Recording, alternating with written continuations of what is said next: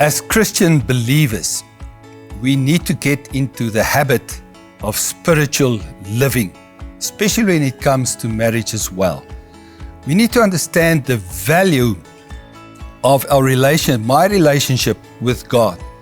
We cannot afford to go without God on my side and God in my life and me in Him any day of our life. So we need to understand the value of a good, solid relationship between us as a couple and God.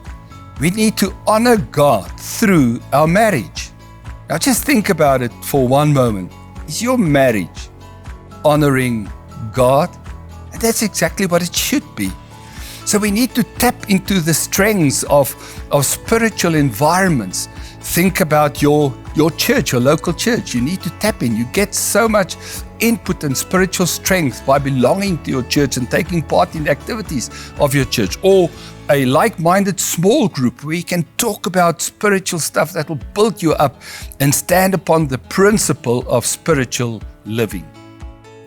Praying together in a marriage is one of the wonderful things that you can do.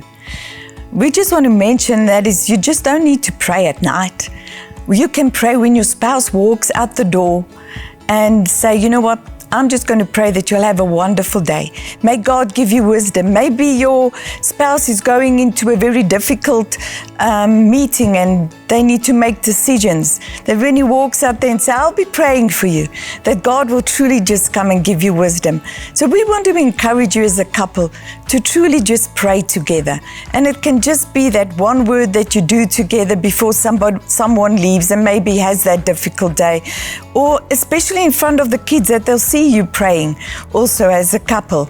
And then one of the things we want to encourage you, and that is to become a full-time lover of God's word, to stand on His word in difficult times, that you'll go deeply into His word, because standing on God's word and speaking God's word truly just gives you faith in times, especially when it's difficult.